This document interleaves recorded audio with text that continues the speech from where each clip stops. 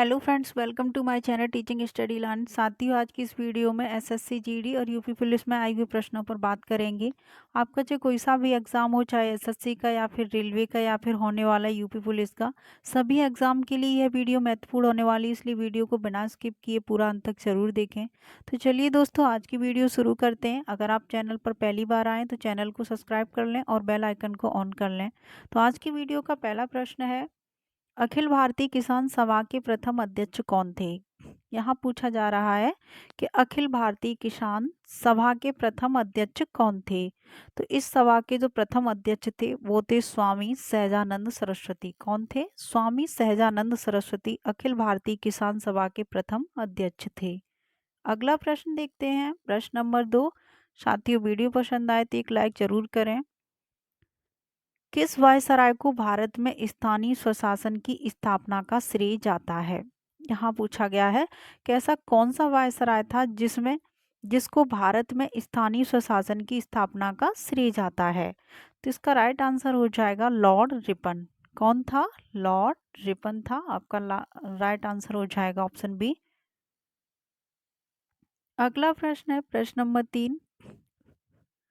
निम्नलिखित में से युद्ध संबंधी नृत्य कौन सा है? यहाँ पूछा जा रहा है कि आपके 4 ऑप्शन दिए गए, इनमें से युद्ध संबंधी नृत्य कौन सा? युद्ध संबंधी नृत्य कौन सा है? ऑप्शन देख लीजिए, कथकली, मेघालय का बम्बू नृत्य, मयूरभंज का छाओ या फिर पंजाब का भांगड़ा। ऐसा युद्ध पूछा है, ये युद्ध संबंधी नृत्य हो तो यहाँ हो जाएगा मेघालय का बम्बू नृत्य। कौन सा? आपको लैंग्वेज में ये लैंग्वेज याद रखनी है। युद्ध संबंधी नृत्य मतलब ऐसा नृत्य है जिसमें युद्ध किया जाता है, तो मेघालय का बम्बू नृत्य हो जाएगा। ठीक है, आपका राइट आंसर ऑप्शन बी। अगला प्रश्न देखते हैं, प्रश्न नंबर 4। लोक चित्रकला मधुबनी किस राज्य में लोकप्रिय है? लोक चित्रकला मधुबनी, या फिर प्रश्न ऐसे भी पूछा जा सकता है कि मधुबनी किस राज्य की चित्रकला है? ठीक है, ऐसे भी प्रश्न पूछा जा सकता है। ऐसे ही अक्सर पूछा जाता है कि मधुबनी किस राज्य की लोकप्रिय चित्रकला है? तो इसका सही जवाब हो जाएगा बिहार। कहाँ की है ये? बिहार की है। ठीक है, मधुबनी चित्रकला बिहार की है। ये दीवारों पर इससे कढ़ाई निकाली जाती है, जिसको मधुबनी कहते हैं। प्रश्न नंबर 5 है, बिरजू महाराज ने किस नृत्य शैली में ख्याति प्राप्त की थी?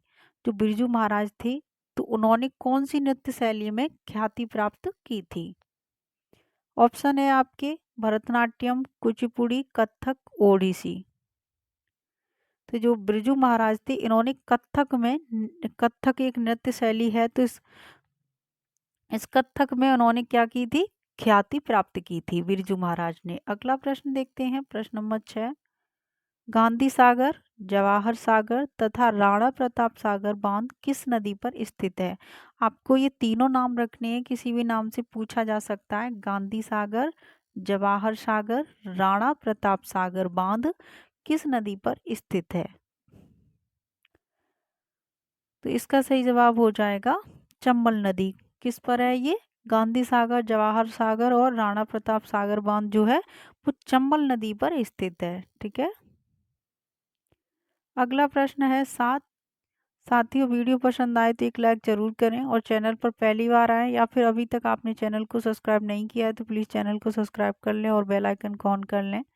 प्रश्न नंबर 7 देखते हैं, संसार की अधिकतम वर्षा निम्नलिखित में से किस रूप में होती है? हमारी जो वर्षा होती है तो वो किस रूप में होती है? पर्वतकृत या फिर चक्रवर्ती या फिर संवहनी या फिर प्रतिचक्रवात के रूप में? तो इसका राइट आंसर हो जाएगा कि संसार में जो ज्यादातर वर्षा होती है वो होती है पर्वतकृत के रूप में। किसमें? पर्वतकृत के रूप में होती है। ये सारे आए हुए प्रश्न हैं, इसलिए मोस्ट इम्पोर्टेंट प्रश्न है ये। प्रश्न नंबर 8 है, विश्व का सबसे बड़ा नदी द्वीप माजुली कहाँ स्थित है? यहाँ पूछा गया है विश्व का सबसे बड़ा नदी द्वीप कौन सा है? माजुली। इस प्रश्न से आपको इतना मिल गया कि विश्व का सबसे बड़ा जो नदी द्वीप है वो है माजुली, लेकिन स्थान पूछा है कि माजुली द्वीप कहाँ पर स्थित है। सिंधु नदी में है या फिर ब्रह्मपुत्र नदी में या फिर गंगा नदी में या फिर यमुना नदी में? तो जो माजुली नदी द्वीप है ये कहाँ पर है? ब्रह्मपुत्र नदी में स्थित है। ठीक है, ब्रह्मपुत्र नदी में माजुली नदी द्वीप स्थित है। अगला प्रश्न देखते हैं, प्रश्न नंबर 9। राज्य की कार्यपालिका का प्रमुख कौन होता है? राज्य की कार्यपालिका का प्रमुख कौन होता है? राज्य में कौन होता है? राज्यपाल होते हैं और मुख्यमंत्री होते हैं। तो कार्यपालिका का जो प्रमुख नेता होता है वो कौन होता है? इसका राइट आंसर हो जाएगा ऑप्शन ए, राज्यपाल। कौन होता है? तो इसका सही जवाब हो जाएगा राज्यपाल, ऑप्शन ए। अगला प्रश्न देखते हैं, प्रश्न नंबर 10। भारत के राजनीतिक दलों को राष्ट्रीय या क्षेत्रीय दलों का दर्जा कौन प्रदान करता है? यहाँ पूछा गया है कि भारत के राजनीतिक दलों को राष्ट्रीय या क्षेत्रीय दलों का दर्जा कौन प्रदान करता है? तो इसका सही जवाब हो जाएगा चुनाव आयोग। कौन करता है? चुनाव आयोग प्रदान करता है। अगला प्रश्न है प्रश्न नंबर 11। भारतीय संविधान में समवर्ती सूची किसके संविधान से ली गई है? आपकी जो संविधान में समवर्ती सूची दी गई है, तो ये समवर्ती सूची कहाँ, किस देश के संविधान से ली गई है? तो ये समवर्ती सूची है, ये ली गई है ऑस्ट्रेलिया से। ठीक है, कहाँ से ली गई है? ऑस्ट्रेलिया से समवर्ती सूची को लिया गया है। प्रश्न नंबर 12 है, सरकारी संपत्ति को नष्ट न करना क्या है? सरकारी संपत्ति को नष्ट न करना क्या है? तो इसका सही जवाब हो जाएगा नागरिक कर्तव्य है। ये क्या है? नागरिक, प्रत्येक नागरिक का ये कर्तव्य है कि सरकारी संपत्ति को वो नष्ट न करें। तो इसका राइट आंसर ऑप्शन सी। अगला प्रश्न है प्रश्न नंबर 13। बटरफ्लाई शब्द किस खेल से संबंधित है? बटरफ्लाई शब्द किस खेल से संबंधित है? तो ये है तैराकी से। किससे है? तैराकी से।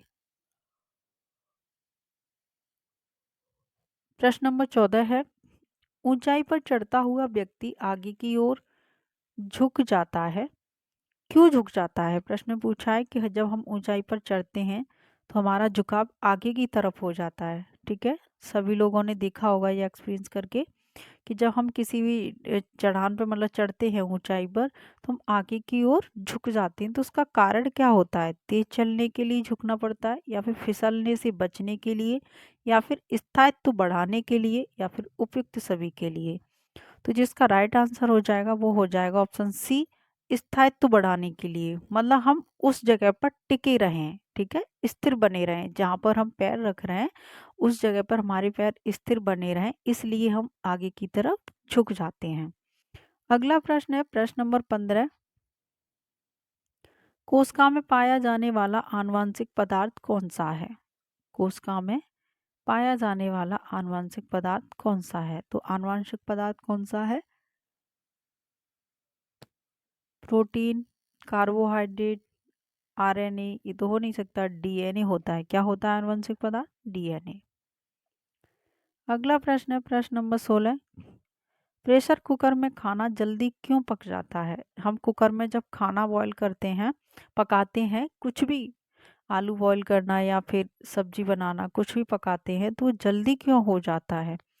तो इसका ऑप्शन है क्वथनांक अधिक ताप पर होने लगता है, या फिर क्वथनांक कम ताप पर होता है, या फिर दाब स्थिर रहता है, या फिर उपयुक्त सभी।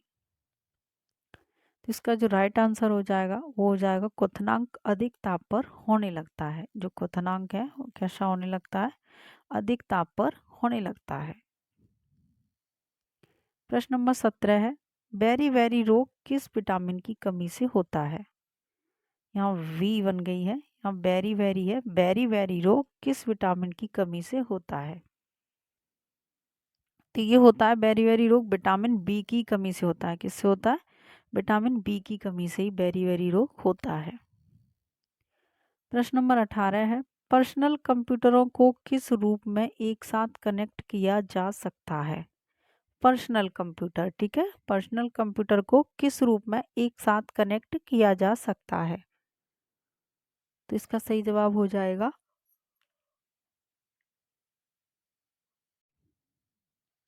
Option A, server. किसके तहत? पर्सनल कंप्यूटरों को सर्वर के साथ कनेक्ट किया जा सकता है। ठीक है, आपका राइट आंसर हो जाएगा ऑप्शन ए। प्रश्न नंबर 19 है, प्रोजेक्ट टाइगर कब प्रारंभ हुआ था?